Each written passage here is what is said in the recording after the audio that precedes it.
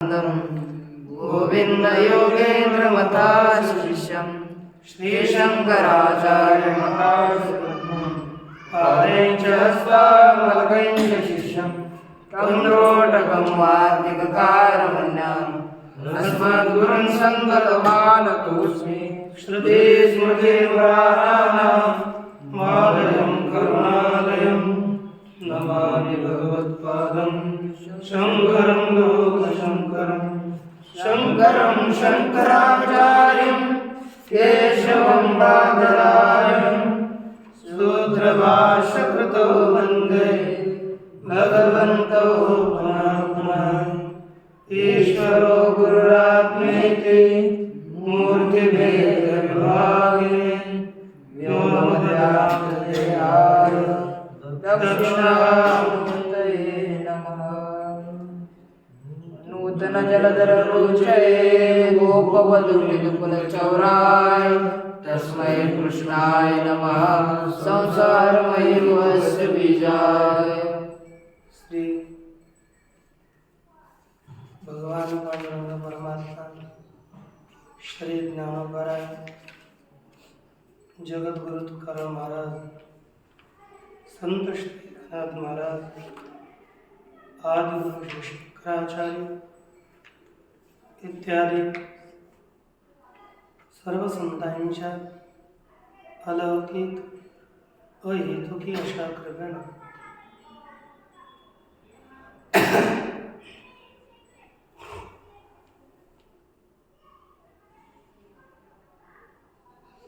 न्याय सिद्धांत मुक्तावली के विचार के प्रसंग में कल हम लोगों ने जो विचार देखा वह कम से कम हम लोग यदि उसके मूल को ध्यान दे दें यानी तीन उसमें पंक्तिशः तो समझना ही है, लेकिन मूल मुख्य उसके बिंदु ध्यान में आए तो बाकी का विचार हमारे मन में सुदृढ़ होता है। कल हम लोगों ने यह पढ़ा भी ज्ञान तीन प्रकार का है। एक निर्विकल्पक ज्ञान, दूसरा सविकल्पक उसे ही कहते हैं विशिष्टावगाही ज्ञान, और तीसरा अनुव्यवसाय है, उसी का नाम है विशिष्ट वैशिष्ट्यावगाही ज्ञान। निर्विकल्पक ज्ञान, विशिष्ट ज्ञान और विशिष्ट वैशिष्ट्यावगाही ज्ञान। निर्विकल्पक ज्ञान में घट घटत्वे इतनी ही बुद्धि होती है, इतना ही ज्ञान होता है। घट अलग और घटत्व अलग, इनका भान बंद होता है। ऐसे ज्ञान को यहाँ पर निर्विकल्पक ज्ञान कहा गया है। दूसरा ज्ञान है विशिष्ट ज्ञान। कौन सा ज्ञान है? विशिष्ट ज्ञान। जैसे अयम घट, ज्ञान कौन सा? विशिष्ट ज्ञान। अयम घट, इस ज्ञान में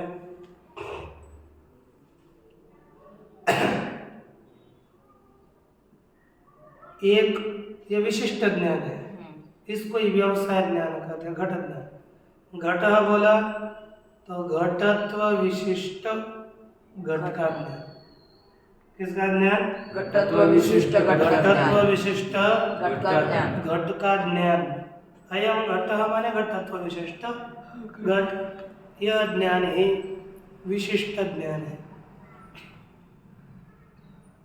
विशिष्ट ज्ञान के लिए अयम घट इस ज्ञान का कारण ज्ञान है घट घटत्व, यह ज्ञान कारण है। क्योंकि नियम बताया था विशिष्ट ज्ञानम प्रति विशेषण ज्ञानम कारणम। विशेषण विशिष्ट बुद्धो विशेषण ज्ञान से कारण है। विशिष्ट ज्ञान के प्रति विशेषण ज्ञान कारण। कभी भी विशिष्ट का ज्ञान होना हो तो हमें विशेषण का पहले ज्ञान होना चाहिए, तभी विशिष्ट का ज्ञान हो सकता है। यदि हमें लाल वर्ण ही पता नहीं तो लाल वर्ण से युक्त कपड़ा, इसका ज्ञान कैसे होगा? रक्त वर्ण रक्तवम वस्त्रम, यह ज्ञान विशिष्ट ज्ञान है। रक्तम वस्त्रम, यह ज्ञान विशिष्ट ज्ञान है। और केवल रक्त का ज्ञान होना यह निर्विकल्प ज्ञान है। इस तरह से दो ज्ञान है, एक विशिष्ट वैशिष्ट्यावगाही ज्ञान, विशिष्ट ज्ञान और विशेषण ज्ञान, इतना हो गया पहले। इसके बाद तीसरे क्रमांक का है विशिष्ट वैशिष्ट्यावगाही ज्ञान, अर्थात जो विशिष्ट ज्ञान है अयम घटः इति ज्ञानम, यह ज्ञान भी किसी का विशेषण बनता है। वह ज्ञान है विशिष्ट वैशिष्ट्यावगाही ज्ञान। जैसे अयम घट, यह ज्ञान कौन सा? विशिष्ट वैशिष्ट्यावगाही है। अर्थात ऐसा ज्ञान क्या होता है कि घटम अहम जानामि, घटम अहम जानामि, अर्थात घट ज्ञान भी, घटम अहम जानामि का अर्थ क्या है? घट को मैं जानता हूँ, घट को मैं जानता हूँ, यही तो होता है ना। घट को मैं जानता हूँ तो इसका तात्पर्य क्या हो गया? घट ज्ञानवान अहम, घट को मैं जानने वाला हूँ, यही तो अर्थ है। घट को मैं जानता हूँ अर्थात घट को मैं जानने वाला हूँ। तो घट ज्ञानवान अहम, तो घट ज्ञान अहम में अर्थात आत्मा में विशेषण हो गया कि नहीं? तो विशिष्ट जिसमें विशेषण बनता है, जिस ज्ञान में, उस ज्ञान को कहते हैं विशिष्ट वैशिष्ट्यावगाही। घट ज्ञान ये विशेषण होगा, वान अहम, अहम विशेष होगा। तो घट ज्ञान ये पहला ही विशिष्ट ज्ञान है, तो यह भी विशेषण बन गया अहम में, आत्मा में, इसलिए इस ज्ञान को कहते हैं विशिष्ट वैशिष्ट्यावगाही ज्ञान। यही बताया है। और विशिष्ट वैशिष्ट्यावगाही ज्ञान के लिए घट ज्ञानवान अहम ऐसे ज्ञान के लिए घट ज्ञान लगता है पहले, तभी बाद का ज्ञान होगा। इसलिए विशिष्ट वैशिष्ट्यावगाही ज्ञान के लिए विशिष्ट ज्ञान कारण है, ऐसा बताया जाता है। ठीक, इस तरह से ये कल का विषय इतना ही हुआ, ये आपको पुनः बताया। अब हमें इतना देखना है कि महत्व किस द्रव्य के ज्ञान में किस संबंध से कारण है। द्रव्य में रहने वाले जो गुण होंगी, जाति होगी, उसके ज्ञान का कौन कारण है, और गुण में रहने वाली जाति उसके लिए महत्व किस संबंध से कारण है। जैसे तीन चीजें ध्यान में रखिए, कौन कौन? द्रव्य, द्रव्य में रहने वाला गुण और गुण में रहने वाली जाति। कौन कौन बोलिए? द्रव्य में रहने वाला गुण और गुण में रहने वाली चर्चा। समझो ये तीनों के लिए हमें कार्य कारण भाव समझ में लाना है। ऐसे एक द्रव्य है, दूसरा गुण है द्रव्य में रहने वाला और रहने वाली जाति गुणत्व वगैरह, ये तीन चीजें हैं। तो इस अवस्था में अब किस संबंध से? तो देखो पहला मेरे में प्रत्यक्ष, तो देखो इसके आगे लिख रहा हूं द्रव्य प्रत्यक्ष। इसमें द्रव्य प्रत्यक्ष महत्वम समवाय संबंधेन कारण। महत्व किस संबंध से कारण है? समवाय संबंधेन कारण। कौन समवाय संबंध से कारण है? महत्व समवाय संबंध से कारण है। देखो कभी भी किसी को कार्य बनाया और किसी को कारण बनाया तो वहां पर कार्य कारण भाव होता है।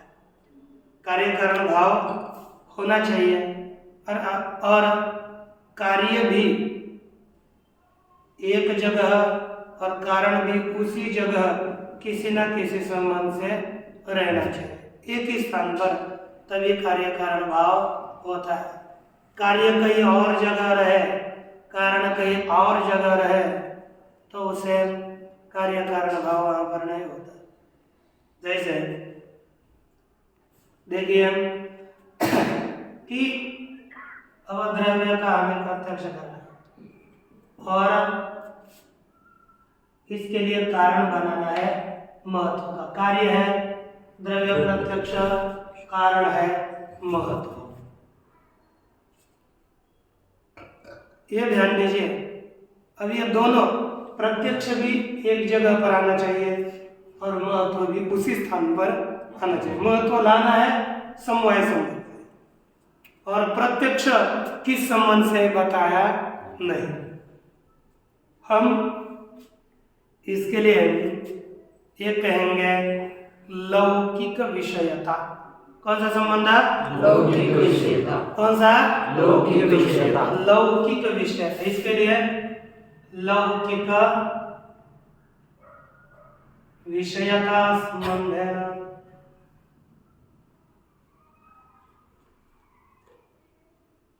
क्योंकि अलौकिक हमने पर क्यों जोड़ा?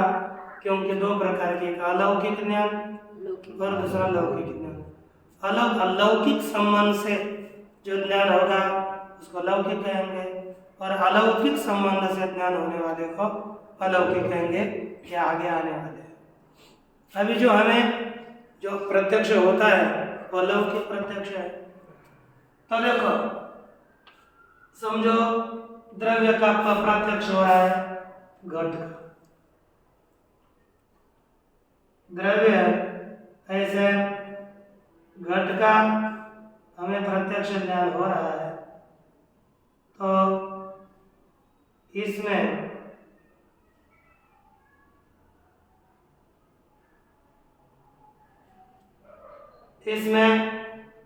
क्या होगा? अब ज्ञान इसका हो रहा है तो कारण भी महत्व घट में आना चाहिए और कार्य द्रव्य का ज्ञान, घट का ज्ञान भी घट में आना चाहिए। घट का ज्ञान कहाँ रहता है पता है? समवाय संबंध से ज्ञान आत्मा में रहता है। ज्ञान किस में रहता है? आत्मा में रहता है। क्या रहता है? आत्मा में। समवाय संबंध से ज्ञान आत्मा में रहता है और विषयता संबंध से ज्ञान विषय में रहता है। किस संबंध से? विषयता संबंध से ज्ञान विषय में रहता है। तो देखो द्रव्य का प्रत्यक्ष ज्ञान लौकिक विषयता संबंध से किसमें है? घट में। ठीक। और महत्व, ये घट भी महत्व है ना, तो महत्व महान हो गया घट, तो घट में रहेगा महत्व। महत्व गुण है तो वो भी किस संबंध से रहेगा? समवाय संबंध से वह भी घट में रहता है। तो कार्य कारण भाव बोलते समय ऐसे बोलना है, लौकिक विषयता संबंधेन द्रव्य प्रत्यक्षम प्रति, क्या द्रव्य प्रत्यक्ष के लिए इधर जो ना द्रव्य प्रत्यक्ष के प्रति समवाय संबंधेन महत्व कारण, क्या बोलेंगे बोलिए, लौकिक विषयता संबंधेन द्रव्य प्रत्यक्षं प्रति समवाय संबंधेन महत्वं कारणम्। कारणम, ये है कार्य कारण भाव से। समझ में आ गया कि द्रव्य के प्रत्यक्ष के समवाय संबंध से महत्व कारण है। कभी भी महत्व कारण बड़ा द्रव्य के प्रत्यक्ष लिए महत्व समवाय संबंध से कारण है। ठीक, कार्यतावच्छेदक संबंध तो लौकिक विषयता संबंध ही है, कारणतावच्छेदक संबंध है समवाय संबंध। ये ध्यान दीजिए, इसे लिखा है द्रव्य प्रत्यक्षे महत्वम समवाय संबंधेन कारणम, यह बताया। दूसरा, द्रव्य समवेतानाम गुणकर्म सामान्यानाम महत्वम, है ना, प्रत्यक्षे स्वाश्रय समवाय संबंधेन कारण। कार्यतावच्छेदक संबंध चेंज नहीं होगा, ये चेंज नहीं हो रहा, इस संबंध में चेंज ही आ रही है। अब हो गया ये द्रव्य का प्रत्यक्ष। अब द्रव्य में कौन रहता है, गुण कर्म और सामान्य। द्रव्य है, द्रव्य में रहने वाले गुण कर्म सामान्य, है कि नहीं। अब हमें क्या बोलना है, द्रव्य प्रत्यक्ष। अब दूसरा चेंज क्या करेंगे, गुण कर्म सामान्य, सामान्य प्रत्यक्षम प्रति। किसके लिए, गुण कर्म, ऐसा करा द्रव्य वृत्ति। द्रव्य वृत्ति अर्थात द्रव्य में रहने वाले गुण कर्म और सामान्य के प्रत्यक्ष के प्रति। द्रव्य वृत्ति लिखो, संवेद लिखो, जो भी संभव है, कोई समझ है। द्रव्य में रहने वाले गुण कर्म और सामान्य का ज्ञान है। लेकिन यहाँ पर कार्यतावच्छेदक संबंध क्या है, विषयता है, लौकिक विषयता संबंध है ना, विषयता संबंध है ना, किसके प्रति, द्रव्य वृत्ति गुण कर्म सामान्य प्रत्यक्षम प्रति। कौन कारण है, महत्व ही कारण है, लेकिन संबंध चेंज होगा। क्योंकि देखो वो क्या रहा है, कभी भी आपको ये बताया है कि कार्य जहाँ रहता है वह एक कारण रहना चाहिए, तभी वो कारण बनेगा, है। तो मुझे बताओ, ये जो द्रव्य वृत्ति गुण कर्म सामान्य का ज्ञान है, किसका ज्ञान, गुण कर्म और सामान्य का ज्ञान। ये कहाँ रहेगा, गुण विषयता संबंध से किसमें रहेगा, उनमें रहेगा ना, गुण कर्म और सामान्य। ये भी ज्ञान किसमें रहेगा, विषयता संबंध से गुण कर्म और सामान्य। ये ज्ञान विषयता संबंध से किसमें रहेगा, गुण कर्म और सामान्य में, क्योंकि विषय में ज्ञान रहता है विषयता संबंध से। इस ज्ञान का विषय है गुण कर्म सामान्य, इसलिए वह ज्ञान विषयता संबंध से रहेगा गुण कर्म और सामान्य में। ठीक, और ये गुण कर्म सामान्य किसमें रहता है, द्रव्य में, ऐसी स्थिति है ना, गुण कर्म सामान्य रहता है द्रव्य में, और महत्व किस में रहता है? देखो ये इसमें रहेगा, महत्व इसमें और रहेगा द्रव्य में। कारण किसे बताना है? महत्व को। अब देखो, अब महत्व को कारण बनाना है तो जहाँ कार्य रह रहा है गुण कर्म सामान्य, इसी में भी महत्व को रहना है, तभी महत्व इसका कार्य होगा। कार्य जहाँ रहेगा वही कारण को रहना। तो रहने के लिए हमारे पास संबंध कौन सा है? तो देखो, कभी श्वास है, कौन लेना है? श्वास है, स्व से क्या लेना है? महत्व। महत्व का आश्रय हो गया द्रव्य, हो गया श्वास है। और द्रव्य का, द्रव्य में समवाय संबंध से कौन रहता है? गुण कर्म सामान्य। तो स्वाश्रय समवाय किसमें गया? गुण कर्म सामान्य। तो कौन सा संबंध हो गया? स्वाश्रय समवाय संबंध देना। कौन कारण हो गया? महत्वम कारणम। जहाँ कार्य रहता है वही कारणीय रहना चाहिए। तो स्वाश्रय द्रव्य उसका समवाय महत्व में, गुणकर्म सामान्य में, इसलिए स्वाश्रय समवाय संबंध से महत्व और गुण कर्म सामान्य के ज्ञान के प्रति कारण है। समझ में आ गया ना? है, समझ में आ गया? अरे तो ये ध्यान दीजिए, बस कार्य तो अपने विषय में ही रहेगा, विषयता संबंध से। कारण ही, क्योंकि कार्य ऊपर ऊपर जा रहा है तो कारण को लाने के लिए थोड़ा संबंध बड़ा बनवाना पड़ रहा है। अब तीसरा देखो, अब हमें द्रव्य वृत्ति हो गए, अब गुण कर्म, द्रव्य गुण कर्म, इनमें क्या रहती है? जाति। ठीक है, हम क्या करेंगे अब? गुण कर्म सामान्य। गुण कर्म वृत्ति सामान्य, गुण कर्म वृत्ति। गुण और कर्म में क्या रहती है? जाति, है कि नहीं? गुण कर्म वृत्ति, जाति,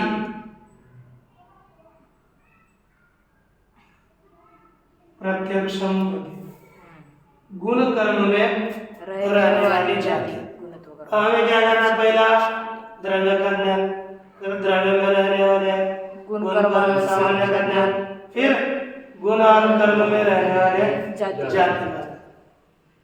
अब ये गुण और कर्म में रहने वाले जाति का ज्ञान है ना? तो इस ज्ञान का विषय कौन हो गई? जाति।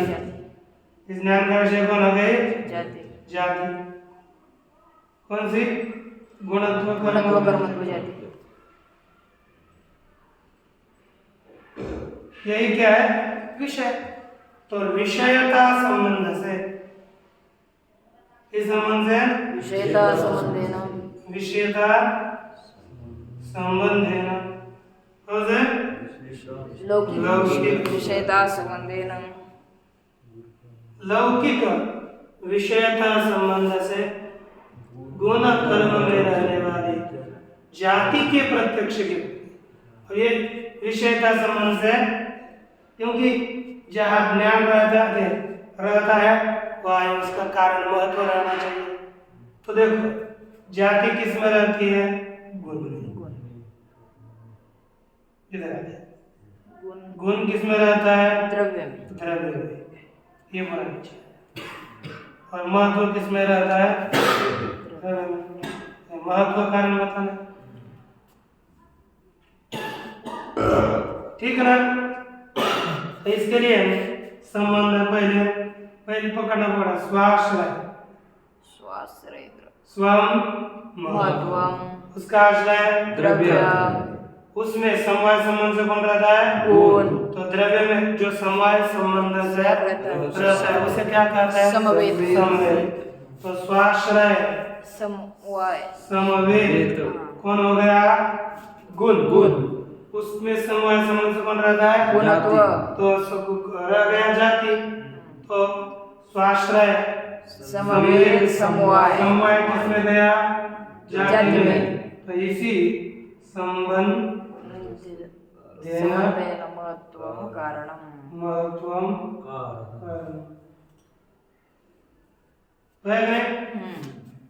लौकिक विषयता संबंधेन गुणकर्मवृत्ति जाति प्रत्यक्षं मध्ये स्वाश्रय संवेद समवाय संबंधेन महत्वम कारणम। कौन सा कारण है? महत्व ही कारण है, ये बताया गया। समझ में है ना? देखो यहाँ पर लिख रहे पहले से द्रव्य प्रत्यक्ष के प्रति महत्व कारण है, लेकिन कौन से? समवाय संबंध है। द्रव्य में समवाय संबंध से रहने वाले गुण कर्म सामान्य नाम प्रत्यक्ष है। काय स्वाश्रय समवाय संबंध है ना कारण। कौन महत्व है? द्रव्य समवेत समवेत, द्रव्य में समवेत गुण, उसमें समवेत जाति गुणत्व कर्मत्व, उनके प्रत्यक्ष के प्रति गुणत्व अर्थात कौन हो गया? गुणत्व कर्मत्व आदि नाम प्रत्यक्षे कौन सा? स्वाश्रय समवेत समवाय संबंधेन महत्वम कारणम। एक इधर का संबंध कारण का बढ़ता है। पूछो ना। इंद्रियमिति, इसके बाद क्या बताया? महत्वम षड्विधि हेतु हो गया। इंद्रियम करणम महत्वम, इंद्रिय करण माना गया है। अब अत्रापि षड्विध इति अनुसज्जते, है ना? अतः षड्विध इंद्रियम षड्विध प्रत्यक्ष षड्विधे 6 प्रकार के प्रत्यक्ष ज्ञान में इंद्रिय करण माना गया है। ठीक। तो इंद्रियत्व क्या चीज है? जाति है क्या? तो कहते इंद्रियत्व न जाति, इंद्रियत्वम तो न जाति, इंद्रियत्व तो जाति नहीं है। क्यों? पृथ्वीत्वादिना सांकर्य प्रसंगात, क्योंकि यदि इंद्रियत्व को जाति मानेंगे तो पृथ्वीत्व के साथ संकर दोष होगा, और जिसका संकर दोष होता है उसकी कोई जाति नहीं होती।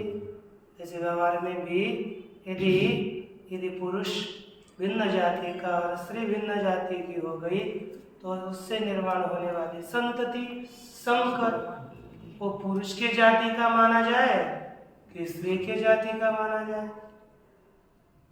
नहीं हो सकता, कोई नहीं कह सकते। इसलिए उसकी कोई जाति नहीं, वो संकर होता है। वैसे ही और संकर जहाँ होता है, ये तो शास्त्र का है कि नहीं? सांकर्य ये जाति का बाधक है। संकर, अब मुझे पता नहीं जो जाति के लिए आरक्षण दिया गया, संकर होने पर किस जाति को मानकर आरक्षण दिया जाएगा ये पता नहीं है। देना नहीं चाहिए क्योंकि वो जाति का नहीं, इसलिए ये देखो क्या है पता नहीं, संसार विचित्र है, लेकिन ये बोल रहा हूँ आनंद से। अब देखो इसमें पृथ्वीत्वादिना सांकर्य प्रसंगात, है ना? पृथ्वीत्व के साथ सांकर्य का प्रसंग होने से, और इसी को ही यदि संकर हो गया वह वर्ण बाह्य होता है और बाद में वह शूद्रादि योनियों में उसका स्थान होता है, वो संकर बैठेगा। इसलिए बहुत कभी संकर विवाहादिक अपने अपने जाति अपने अपने वर्णों में ही होने चाहिए, अन्य जगह पर होंगे तो संकर उत्पन्न होता है, तो सब ये नाश के लिए कारण होता है। देखिए पृथ्वीत्वादिना संकर्य प्रसंगात, पृथ्वीत्व के साथ संकर्य होगा। कैसे? आप ध्यान दीजिए, कैसे ध्यान दीजिए? जैसे संकर कब होता है? जहाँ पृथ्वीत्व नहीं, वहाँ इंद्रियत्व होगा। जहाँ इंद्रियत्व है वहाँ पृथ्वीत्व न होगा, और दोनों एक जगह पर आएंगे तब संकर होता है। जैसे पृथ्वीत्व पृथ्वीत्व पृथ्वीत्वाभाववती भाववती कुत्र, जहाँ पर पृथ्वीत्व नहीं है। ऐसे किसमें? चक्षुषी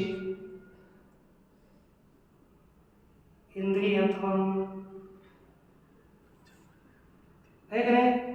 क्या रसनेन्द्रिय जले नहीं, जहाँ पृथ्वीत्व नहीं है वह इंद्रियत्व है। किसमें? चक्षु में, रसनेन्द्रिय में। हाँ, चक्षु पृथ्वी का ही है ना भाग। तेज का पृथ्वीत्वाभाववती चक्षुषी, चक्षु पृथ्वी का इंद्रिय ग्रहण, इतना है। पृथ्वीत्वाभाववती चक्षुषी इंद्रियत्व हो गया। अच्छा, इंद्रियत्वाभाववती इंद्रियत्वा भाववती घटे पृथ्वीत्व है कि नहीं? अब जहाँ पृथ्वी इधर हो जाएगा तब देखो, जहाँ पर पृथ्वीत्व नहीं है ऐसे चक्षु में इंद्रियत्व है। अर्थात परस्पर विरोधी वस्तुओं का एकत्र आना हुआ तो उसे कहते हैं संकर, है कि नहीं? परस्पर विरोध है लेकिन एकत्र आ गए तो हो गया संकर। तो वैसे ही इंद्रियत्व पृथ्वीत्व के साथ विरुद्ध हो गया, और वे दोनों एक जगह पर आते हैं ग्रहण में। देख रहे ग्रहण में, ग्रहण है किसी में भी ग्रहण में है कि नहीं? तो इसलिए तो ग्रहण में पृथ्वीत्व भी है और इंद्रियत्व भी है, तो हो गया संकर। इसलिए जहाँ संकर होता है उसको जाति नहीं मानी जाती, इसलिए इंद्रियत्व को जाति नहीं मान सकते हैं। ऐसे केवल पृथ्वीत्व के साथ ऐसे दूसरा लेंगे, तेजस्व के साथ संकर होगा, जलत्व के साथ संकर होगा, वायुत्व के साथ संकर होगा, आकाशत्व के साथ संकर होगा, और इनके साथ संकर होगा, मनस्त्व के साथ संकर होगा। इनके साथ संकर दोष होगा, इसलिए हम इंद्रियत्व को जाति नहीं मान सकते। तो इंद्रियत्व क्या चीज है? तो कहते हैं देखो, शब्दे तरोद्भूत विशेष गुणानाश्रयत्वे सति शब्दे तरोद्भूत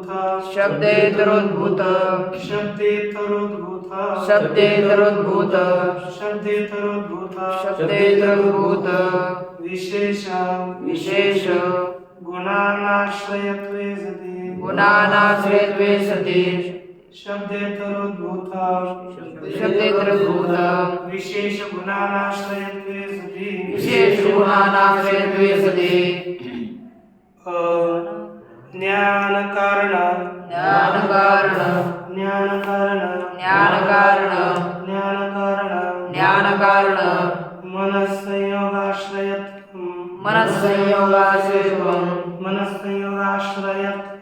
मनस्संयोगाश्रयत्वम् यही इंद्रियत्व है, अर्थात यही इंद्रिय का लक्षण है। इंद्रिय का लक्षण पूछेंगे कोई तो क्या बताओगे? शब्देतरोद्भूत विशेष गुणाश्रयत्वे सति ज्ञान कारण मनस्संयोगाश्रयत्वम् इंद्रियत्व है कि नहीं? ज्ञान का कारण कौन? मनस्संयोग, उसका आश्रय। तो देखो इसको आपने समझा,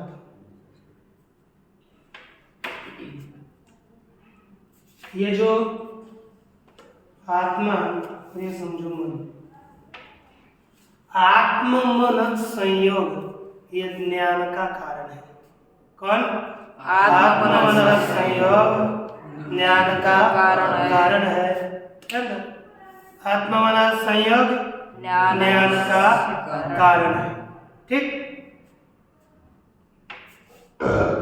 तो इस संयोग के आश्रय कौन कौन हो गए है? संयोग का आश्रय कौन कौन हो गया? मैं बोल रहा हूं, ज्ञान का कारण कौन है? मन और आत्मा का संयोग। तो संयोग का आश्रय कौन होगा? मन और आत्मा। इसमें क्या कहलाना है? संयोग जिनमें संयोग होगा वही संयोग के आश्रय होंगे। तो ज्ञान का कारण आत्मा मन संयोग, उस संयोग का आश्रय हो गया मन। तो इतना ही लक्षण करेंगे यदि हम ज्ञान कारण मन संयोग आश्रयत्वम इंद्रियस्य लक्षणम, इतना लक्षण करने पर किसमें अतिव्याप्ति होती है? आत्मा में। क्योंकि आत्मा में भी रहता है और मन में भी रहता है। तो हो गया ज्ञान कारण मन संयोग आश्रय, तो ध्यान में आ गया। अब उसका वारण करना होगा।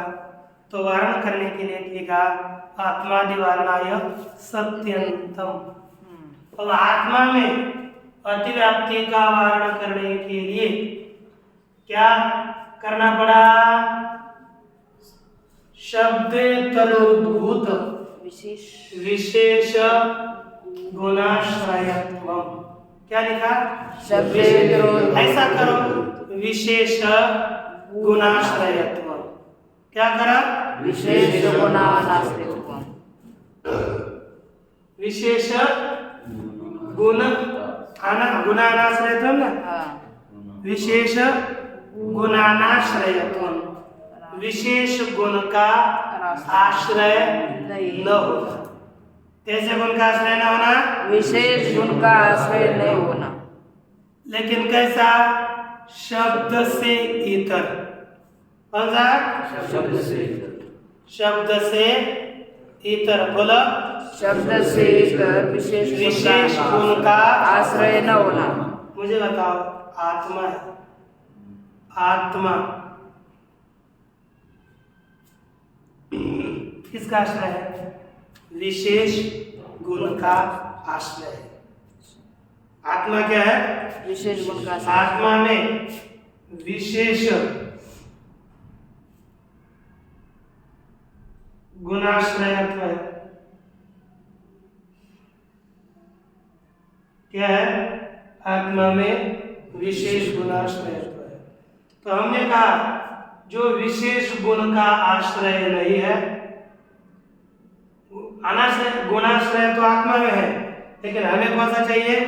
जो विशेष गुण का आश्रय न हो। विशेष गुण किस में रहते हैं पता है? पृथ्वी, आप, तेज, वायु, आकाश और आत्मा।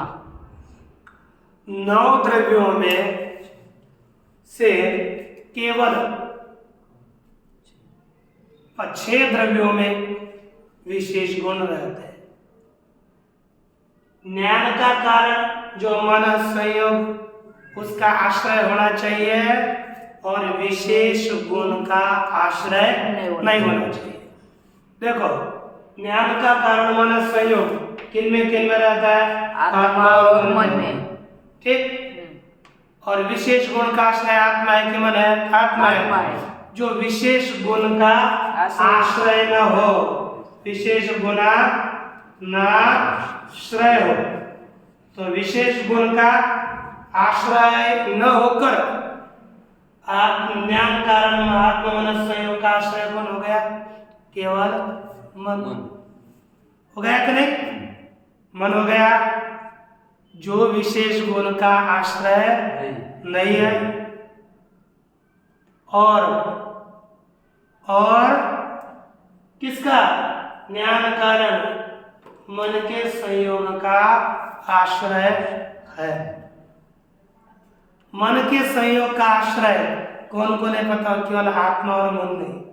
मन के संयोग का आश्रय जैसे आत्मा मन है, वैसे इंद्रिय और मन का भी संयोग होता है। तो कौन सा? श्रोत्र, त्वक, अक्षी, रसन ग्राम। और घ्राण, यह भी ये संयोग के आश्रय है। इतने कितने 7 हो गए आत्म मन संयोग के आश्रय। ज्ञान कारण के मन के संयोग के आश्रय। मन के संयोग का आश्रय मन भी हो गया। मन के संयोग के आश्रय ये 5 इंद्रियां और आत्मा हो गया। पहले आत्मा का वर्णन करेंगे हम। यदि ज्ञान कारण मन संयोग आश्रय इतना लक्षण होगा तो मन का संयोग आत्मा के साथ है तो उस संयोग का आश्रय आत्मा हो गया। उसका वर्णन करने के लिए हमने दिया विशेष गुण का आश्रय नहीं होना चाहिए। आत्मा विशेष गुण का आश्रय है, हमें कौन सा चाहिए? विशेष गुण का आश्रय नहीं होना चाहिए। विशेष गुण का आश्रय मन नहीं है और संयोग का आश्रय भी है, इसलिए मन में लक्षण चला गया। मन में लक्षण चला गया तो कोई दोष नहीं हुआ, आत्मा में नहीं गया, वारण हो गया। लेकिन अब श्रोत्र, त्वग, अक्षी, रसम, घ्राण इनमें अव्याप्ति हो गई। क्यों? श्रोत्र ये तो किसका है? श्रोत्र तो ये तो पंचमहाभूतों के है। तो पंचमहाभूतार्थात कोई ना कोई उनमें विशेष गुण रहता है, तो विशेष गुण के आश्रय हो गए। हमें तो चाहिए विशेष गुण का अनाश्रय, तो पुनः इनमें अव्याप्ति हो गई। अव्याप्ति का वर्णन करने के लिए कहते हैं शब्द तरोद्भूत। क्या दिया है? शब्द से इतर, शब्द से इतर उद्भूत विशेष गुण का आश्रय। शब्द तरोद्भूत, शब्द तरोद्भूत विशेष। ठीक है ना? इतना ही जोड़। अब देखो विशेष गुण का आश्रय नहीं होना चाहिए, लेकिन कैसे विशेष गुण? कैसे? उद्भूत, उद्भूत विशेष गुण का आश्रय नहीं होना चाहिए। तो उद्भूत विशेष गुण, तो उद्भूत विशेष गुण किसी भी इंद्रिय में उद्भूत विशेष गुण नहीं रहता। इंद्रिय विशेष गुण रहता है लेकिन उद्भूत नहीं रहता। तो उद्भूत गुण, विशेष गुण का अनाश्रय ये सभी इंद्रिय हो गए। लेकिन शब्द होता है ना, कभी भी उद्भूत ही होता है। शब्द कभी भी उद्भूत होता है, इसलिए शब्द का भी, शब्द में भी लक्षण जाने के लिए क्या कहा? शब्द को छोड़कर, शब्द को छोड़कर उद्भूत विशेष गुण का जो आश्रय नहीं हो। शब्दों को छोड़ दो, लेकिन शब्दों को छोड़कर उद्भूत विशेष गुण का जो आश्रय नहीं है तो श्रोत्र, त्वग, अक्षी, रसन, घ्राण। एक और क्या हो गया? उद्भूत विशेष गुण के आश्रय नहीं है और ज्ञान का कारण जो मन का संयोग उसका आश्रय है। इसीलिए यही इनमें सब में लक्षण चला जाता है और यही इंद्रियत्व है। इतना बता करके आज यहाँ रुकते हैं।